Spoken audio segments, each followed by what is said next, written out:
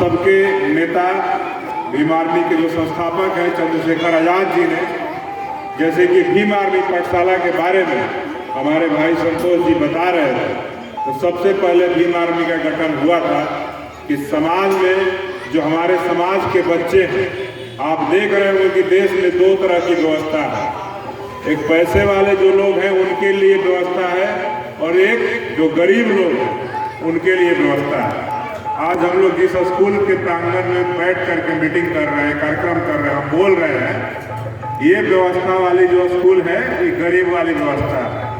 और एक अमीरों वाली जो व्यवस्था है, आप ही के शहर के अगल बगल कहीं प्राइवेट स्कूल होगा, संत जोसेफ, DAV, DPS और तमाम स्कूल, वैसे स्कूल की व्यवस्था किसके लिए है? वो अमीरों के लिए है। तो जब इस देश में दो तरह की व्यवस्था है, तो चंद्रशेखर आजाद जी ने सोचा कि जब सरकारी स्कूल में हमारे बच्चे पढ़ेंगे और इस देश में आरक्षण को गाली दिया जाता है, कोसा जाता है कि आरक्षण गलत चीज़ है, आरक्षण से कमज़ोर लोग नौकरी में आ रहे हैं, तो उन्होंने देखा कि हमारे लोग कैसे मजबूत होंगे। सरकारी विद्यालयों में कितनी पढ़ाई होती है, क्या व्यवस्था होता है, ये किसी से छुपा हुआ नहीं है। आज भी देख लीजिए, मैं इस स्कूल में खड़ा हूँ, हमें लगता है कि यहाँ पे स्कूल में ढंग का शौचालय नहीं होगा। छोटी छोटी महिलाएं, छोटी छोटी बच्चियाँ जो स्कूल में पढ़ाई करने जाती होंगी, उनके लिए अच्छा साफ सुथरा शौचालय नहीं होगा।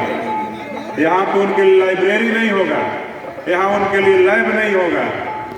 और जब प्राइवेट स्कूल में आप जाते हैं, जहाँ पे 2000 से लेकर 5000 और 10,000 तक भी फीस है महीने का, उस स्कूल में जाएंगे तो तमाम जो सुविधाएं सरकारी स्कूलों में नहीं होती है, वो तमाम सुविधाएं मिलती है। और कहते हैं कि आरक्षण हटा दो। आरक्षण किसको मिलता है? सरकारी स्कूल में पढ़ने वाला बच्चा को। और आरक्षण का विरोध कौन करता है? प्राइवेट स्कूल में पढ़ने वाला बच्चा। प्राइवेट स्कूल वाला बच्चा कहता है कि लोग में मेरिट नहीं है, कम नंबर पे आ जाता है। तो भैया, मेरिट का बराबरी करना है और मेरिट में ही आना है, तो ऐसा व्यवस्था क्यों नहीं सरकार बना देती है कि जिसको सरकारी नौकरी चाहिए और जिसको मेरिट में आकर के बराबरी करना है, उसको सरकारी विद्यालय में ही पढ़ना हो। जो सरकारी स्कूल में पढ़ेगा वही सरकारी नौकरी करेगा। लेकिन सरकार क्या करती है? सरकारी स्कूल की व्यवस्था जेब कर देती है। जो फंड आता है बीच में, कहीं हेडमास्टर साहब खा जाते हैं, कहीं अध्यक्ष, कोषाध्यक्ष खा जाते हैं, और कहीं ठेकेदार पैसा को हजम कर जाता है। अब सोचिए कि इस व्यवस्था में चंद्रशेखर आजाद जी ने शुरुआत किया कि भीम आर्मी पाठशाला का शुरुआत किया जाए गांव-गांव में। सहारनपुर के रहने वाले हैं चंद्रशेखर आजाद जी, उत्तर प्रदेश के सहारनपुर में भीम आर्मी का पाठशाला उन्होंने खोला, और उस पाठशाला में स्कूल के बाद सुबह में और शाम में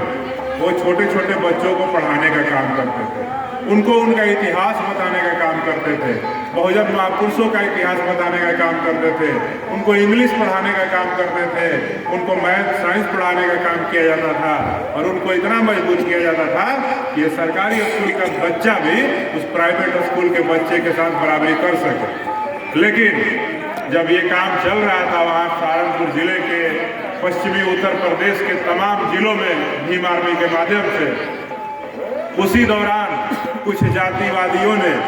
चंद्रशेखर आजाद जी के गांव में एक बाबा साहब की मूर्ति थी, उस बाबा साहब की मूर्ति पे कुछ जातिवादी मानसिकता के लोग जो बाबा साहब को नहीं पसंद करते हैं, जो दलितों को, पिछड़ों को पसंद नहीं करते हैं, जो शोषितों को, वंचितों को अपमानित करने का काम करते हैं, उनके द्वारा बाबा साहब की मूर्ति पे काली ठोक दिया गया। तो बताइए, क्या कोई स्वाभिमानी व्यक्ति जो शोषित, वंचित, पिछड़े, दलित, मुस्लिम समाज का व्यक्ति होगा, क्या वो बाबा साहब का अपमान बर्दाश्त कर पाएगा? नहीं करेगा। तो अपमान के खिलाफ चंद्रशेखर आजाद जी ने अपने लोगों को एकजुट किया और बोला कि भाई, इस प्रकार की घटना को अंजाम दिया गया। उन्होंने प्रशासन को घेरने का काम किया, प्रशासन से सवाल पूछा कि आखिर हमारे बाबा साहब का अपमान क्यों हुआ, जिसने अपमान किया उसको गिरफ्तार करो। प्रशासन उल्टे जिन अपराधियों को पकड़ना चाहिए था, उसके बाद अपने जो लोग आवाज उठा रहे थे चंद्रशेखर आजाद और उनके साथियों पे केस लगा दिया, मुकदमे लगा दिए। जो स्कूल में पढ़ाने का काम किया करते थे, उनको मुकदमे झेलने पड़े। उसके बाद वहाँ के सारे लोग आक्रोशित होकर के वहाँ जिला कलेक्ट्रेट पे घेराव कर दिए, और उसी में जो जातिवादी, सामंतवादी मानसिकता के जो लोग हैं, उन लोगों ने भीम आर्मी के नौजवानों पे, वहाँ के हमारे समाज के दलितों पे, पिछड़ों पे, अल्पसंख्यकों पे हमला करने का काम किया, जिसमें हमारे कई माताओं का सर फट गया, कई भाइयों का हाथ टूट गया, किसी का घर जला दिया गया और तमाम तरीके से जो भीम आर्मी के लोग पढ़ाने का काम करते थे उनको फंसाने का काम किया गया, उनको अपमानित करने का काम किया गया। और वहाँ पे जो सरकार चल रही है उत्तर प्रदेश में, जो मुख्यमंत्री हैं, उन्हीं की जाति के लोगों ने इस प्रकार की घटना को अंजाम दिया था। मुख्यमंत्री ने जिन लोगों ने घर जलाया, जिन्होंने महिलाओं का अपमान किया, जिन्होंने घर तोड़ दिया, उन सब पे FIR नहीं करके उल्टे जो दलित समाज के युवा थे, चंद्रशेखर आजाद के जो साथी थे, उन सब पे FIR करके उन सबको जेल भेजने का काम किया। तब ये जो भीम आर्मी का आंदोलन है, भीम आर्मी पाठशाला से आगे बढ़ करके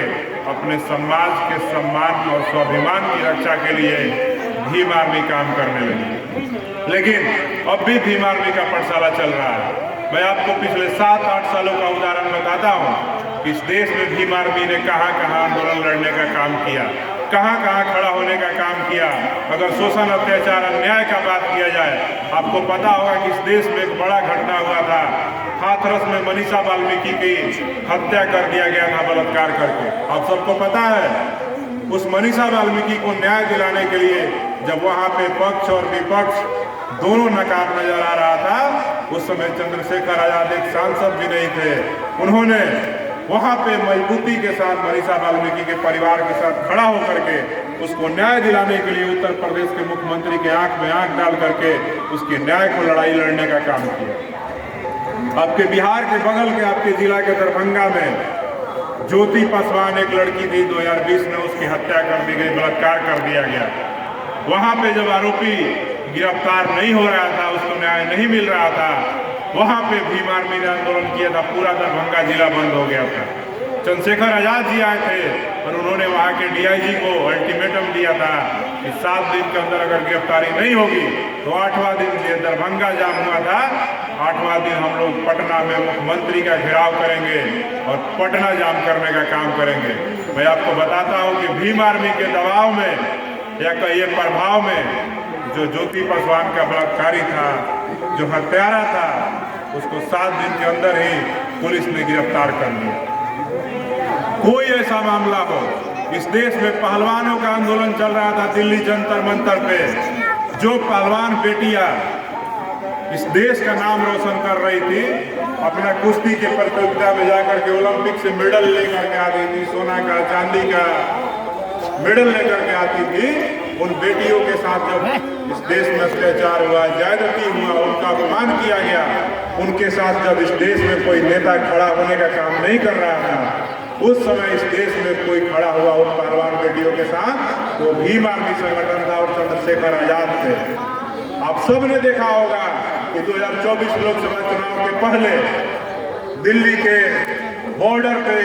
किसानों का आंदोलन चल रहा था। MSP के लिए और उनके क्रय मूल्य बढ़ाने के लिए वहाँ पे जब आंदोलन चल रहा था तो वहाँ पे तमाम बाड़े लगा दिए गए, कील ठोक दिया गया, सड़कों पे बैरिकेडिंग कर दिया गया कि किसान दिल्ली नहीं पहुँच सके।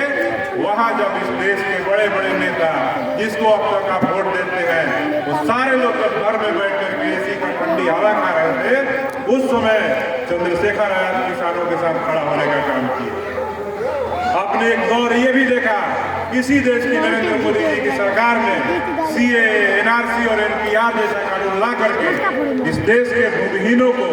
जिनके पास 1 डिसमिल का 1 कट्ठा भी जमीन नहीं है, उनसे कागज मांगने का काम किया गया। और उस कागज मांग करके इस देश के मुसलमानों को, दलितों को, पिछड़ों को, जो भूमिहीन है, सरकारी डाटा कहता है कि 51% से ज्यादा लोग इस देश में,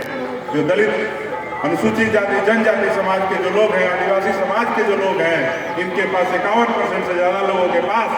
1 कट्ठा भी जमीन नहीं है। उस समय जब CA, NRC, NPR का कानून ला करके इस देश के भूमिहीनों को, गरीबों को, मुसलमानों को डराने का काम किया जा रहा था, तमाम बड़े बड़े नेता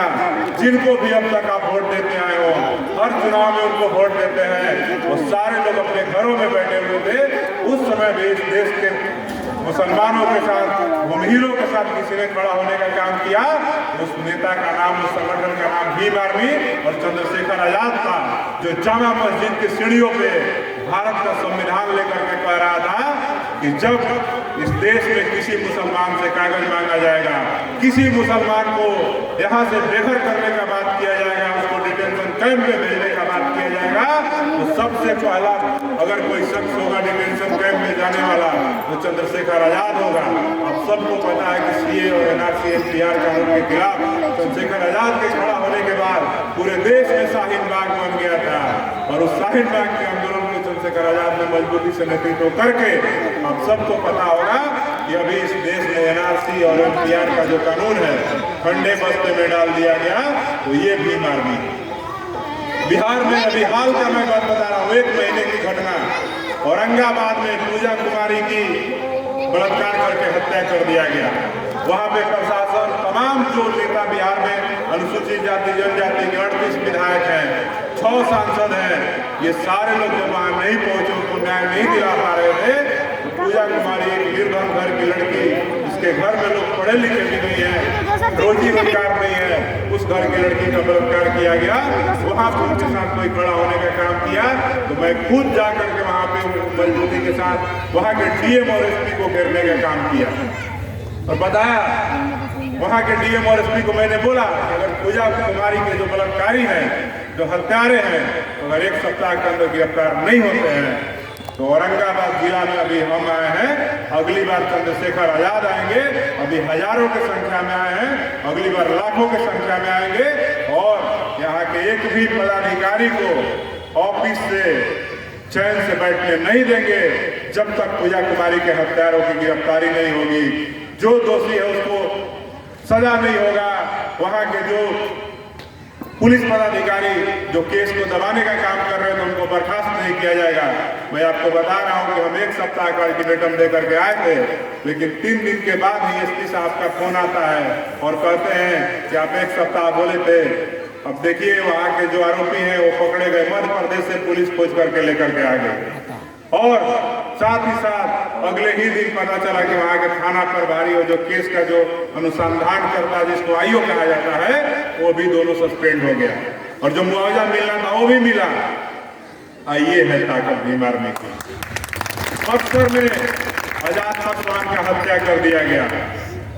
वहाँ की पुलिस, जब मैं वहाँ गया था पहली बार घटना में, तो पुलिस कह रही थी कि जिसने हत्या किया वो भारत छोड़ करके नेपाल भाग गया। हम बोले कि नेपाल भागे या पताल भागे। मैं आज कह के जा रहा हूँ, जिस दिन आजाद पासवान का श्राद्ध कर्म का क्रिया वहाँ पे किया जा रहा था, मैंने कहा क्या वह भारत भागे, नेपाल भागे या कहीं भागे, अगर 1 सप्ताह के भीतर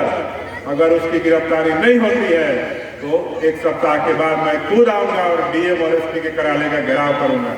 और आपको बता देता हूं कि भीम आर्मी की ताकत ये है कि जिस दिन हम लोग डीएम एसपी का कार्यालय घेरने बक्सर में पहुंचे थे, उसी दिन हम लोग के डीएम कार्यालय पहुंचने से पहले वो जो अपराधी जो नेपाल और पताल में भागा हुआ था, वो जा करके कोर्ट में सरेंडर कर दिया। भीम आर्मी का डर ये आपको समझना हो। वैशाली के लालगंज में हमारे भीम आर्मी के एक मजबूत साथी थे जिनका नाम था राकेश पासवान। बाद में वो किसी दूसरे पार्टी में चले गए। बिहार के चाचा भतीजा वाली एक पार्टी है जिसका नाम है लोजपा। उसके बड़े बड़े नेता हैं, केंद्रीय मंत्री हैं, 5-5 सांसद हैं। उस पार्टी को राकेश पासवान जी भीम आर्मी छोड़ करके ज्वाइन कर लिए थे। आप सबको समझना होगा, जैसे ही उन्होंने ज्वाइन किया 1 महीना 2 महीना भी नहीं बीता था, उनको राष्ट्रीय उपाध्यक्ष या सचिव बनाया गया था लोजपा के दलित सेना में। आप सबने दलित सेना का नाम सुना था। उसमें 1 महीना 1.5 महीना भी नहीं बीता था, उनके घर पे चढ़ करके जातिवादी गुंडों ने इतनी गोलियां बरसाई कि शरीर का कोई ऐसा अंग नहीं था जहां से हम जब लाश देखने गए थे उसी दिन सेम डे जिस दिन उनकी हत्या हुई थी, इतनी गोलियां बरसाई कि शरीर का कोई अंग नहीं था जहां से खून नहीं निकल रहा। उस मामले में जिस पार्टी में वो थे, वो नेता वहां पर उनके आंसू पोंछने भी नहीं गए, उनको न्याय दिलाने की तो दूर की बात है। वहां पे जब हमें मालूम हुआ तो मैंने अपने नेता चंद्रशेखर आजाद को बताया कि ऐसा ऐसा मामला है, यहाँ आपको आना पड़ेगा। वो लोजपा में बाद में गया था, पहले वो भीम आर्मी का सिपाही था। चंद्रशेखर आजाद जी ने बोले कि तुम डेट तय करो, मैं आऊँगा। और आपको बता दें कि जब पटना से हाजीपुर हम लोग वैशाली पहुँचे थे लालगंज राकेश पासवान के घर पे, हमको लगता है कि 10 किलोमीटर तक अपने समाज के लोग राकेश पासवान को न्याय दिलाने के लिए चंद्रशेखर आजाद और भीम आर्मी के काफिले में, आप देख सकते हैं सोशल मीडिया पे वो वीडियो भी है कि उस आंदोलन में जब चंद्रशेखर आजाद उनके घर पे पहुंचे और उस परिवार को आश्वासन देकर के बोले कि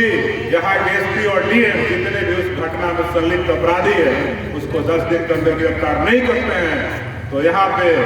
जिला में वो कोहराम मचाया जाएगा कि यहाँ के डीएम और एसपी साहब सोच भी नहीं सकते हैं। सबसे पहले वहाँ के चंद्रशेखर आजाद के पहुँचने से पहले वहाँ के डीएम और एसपी डर से जिला छोड़ करके भाग गए। और मैं आपको बता देता हूँ कि भीम आर्मी का दबाव ही था कि राकेश पासवान के हत्या मामले में वहाँ पे अभी तक उस हत्या के घटना में 9 आरोपी, जो लोग साजिश किए थे, जो लोग हथियार दिए थे, जो लोग गोली चलाए थे, वो सब अभी सलाखों के पीछे हैं। मुजफ्फरपुर में हमारे भीम आर्मी के जिला अध्यक्ष थे रोनोजीत जॉन पासवान, उनका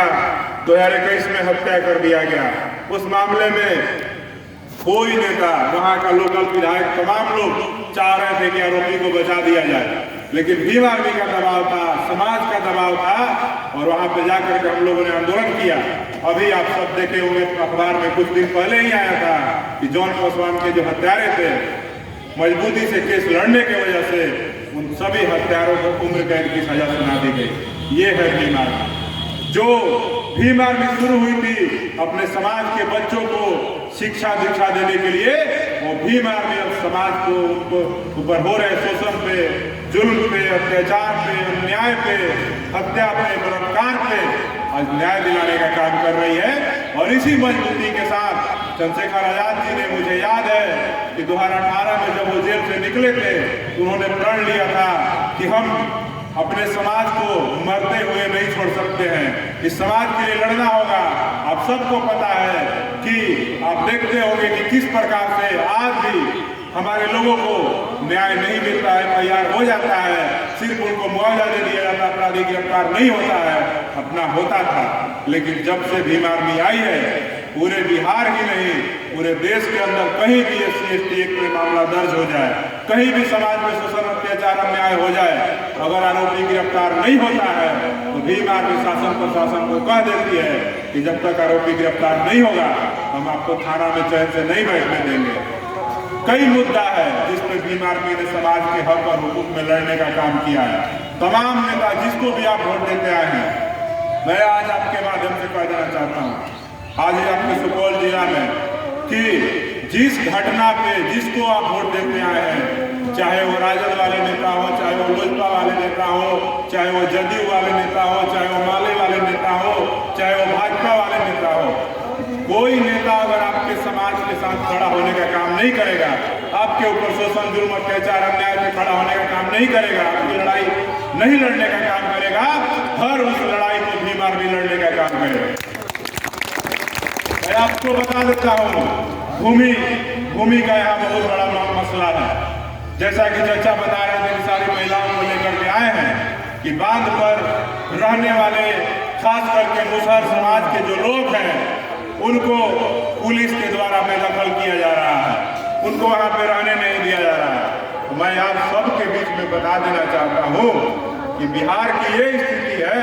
कि बिहार में आज भी 51% से ज्यादा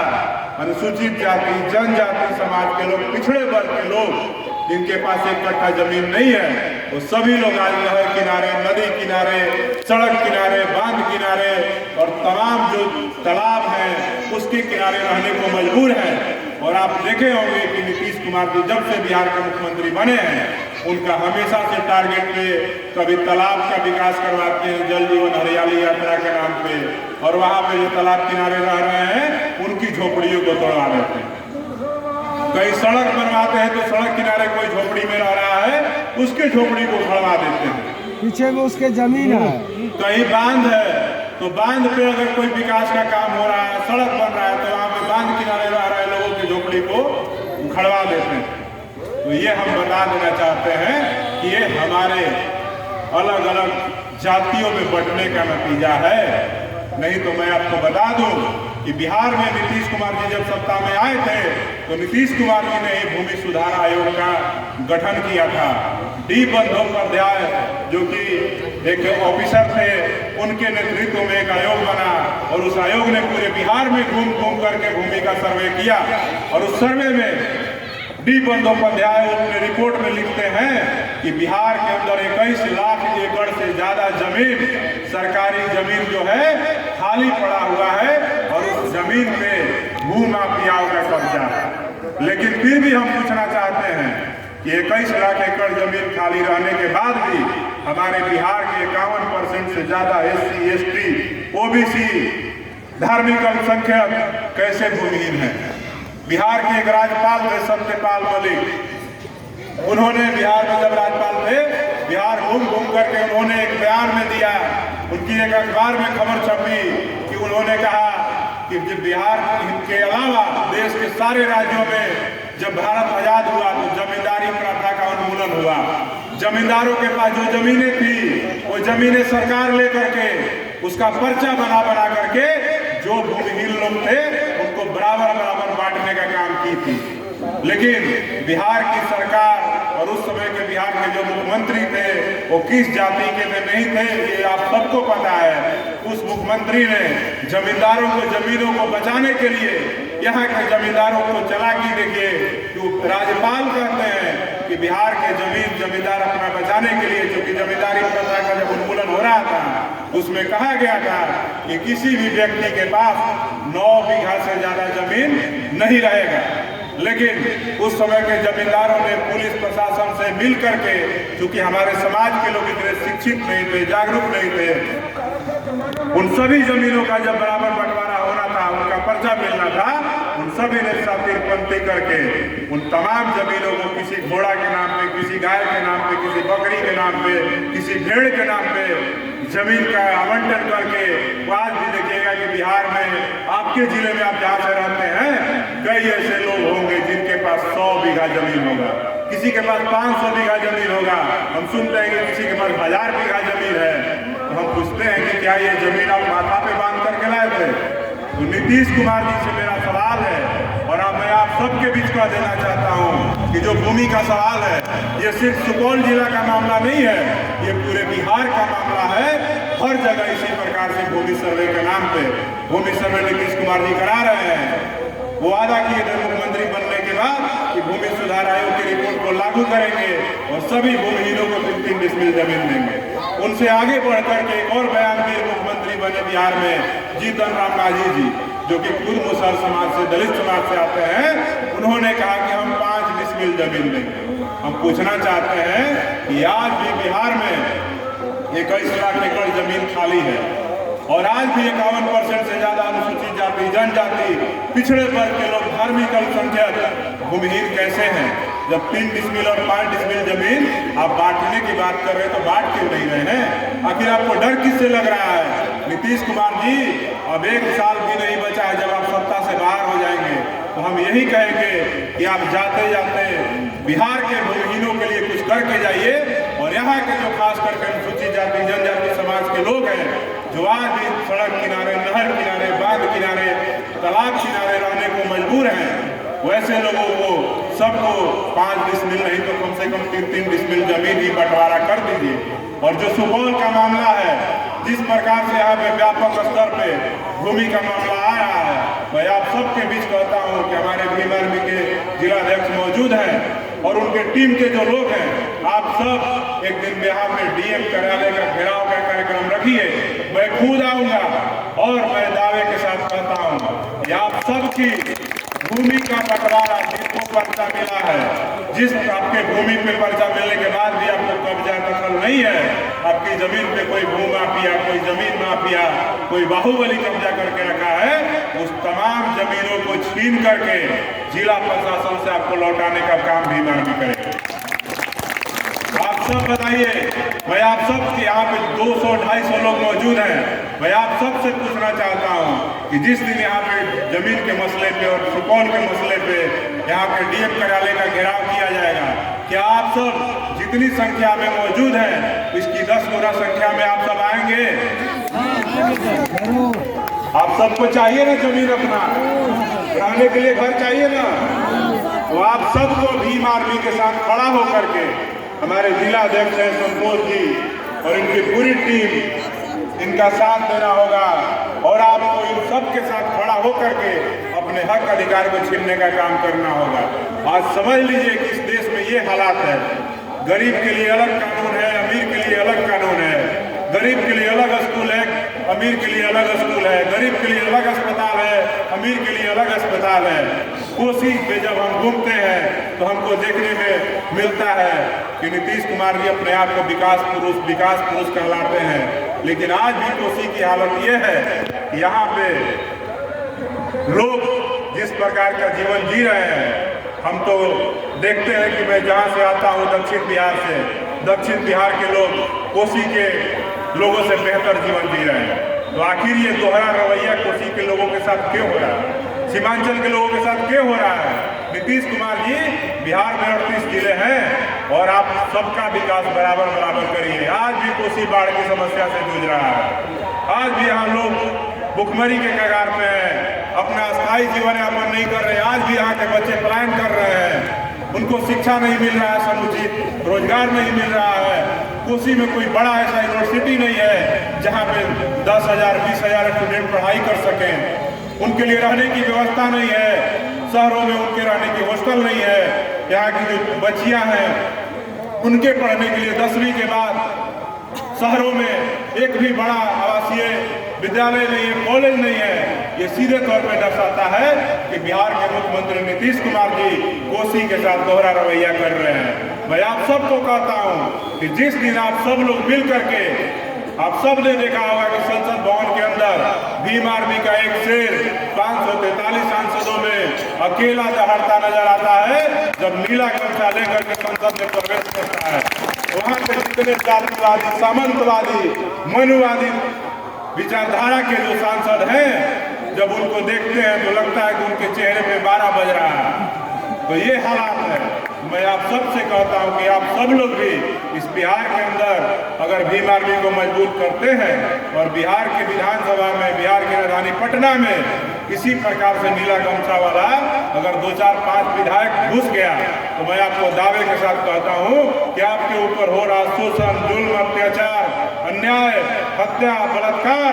और तमाम जो आपके संवैधानिक अधिकारों की कटौती हो रही है, आपकी जमीनों को छीना जा रहा है, आपके हक अधिकारों की कटौती हो रही है, सरकारी विद्यालयों में पढ़ाई सही से नहीं हो रहा है, सरकारी अस्पतालों में गरीबों का इलाज सही से नहीं हो रहा है। इन तमाम मुद्दों पर मुख्यमंत्री से सवाल पूछा जाएगा, नहीं तो भीम आर्मी वाले लोग अपना झंडा और डंडा दोनों मजबूत रखते हैं। आने वाले वक्त में भीम आर्मी के माध्यम से बिहार के मुख्यमंत्री की कुर्सी को भी पलटने का काम किया जाएगा। तमाम बातें हैं, बात करेंगे बहुजन महापुरुषों की विचारधारा की। मैं आप सबसे यही कहूँगा कि जब भी आपके साथ कोई भी नेता जिसको आप वोट दे करके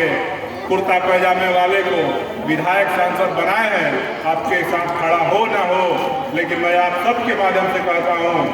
कि भीम आर्मी आपके साथ हमेशा खड़ी रहेगी, हमेशा आपके हक अधिकार के लिए लड़ती रहेगी और जब भी कहीं अन्याय होगा मजबूती के साथ समाज के अधिकारों के लिए चट्टान बन करके तमाम जातिवादी, सामंतवादी, मनुवादी और तमाम सरकारी और पुलिसिया तंत्र के खिलाफ चट्टान की तरह भीम आर्मी लड़ती रहेगी। बस आप सब हमारे साथ मजबूती के साथ, भीम आर्मी के साथ, आजाद समाज पार्टी कांसीराम के साथ आप मजबूती के साथ खड़े रहें। आपका हर हक अधिकार को हम सब लोग मिलकर के छीनने का काम करेंगे और अपने लोगों को न्याय देने का काम करेंगे। बहुत बहुत धन्यवाद। आखिर में मैं चाहूंगा कि आप लोग एक बार जोरदार नारा लगाइए, जय जय जय जय जय भीम, भीम आर्मी जिंदाबाद, आजाद समाज पार्टी जिंदाबाद, चंद्रशेखर आजाद जिंदाबाद, बाबा साहब अमर रहे।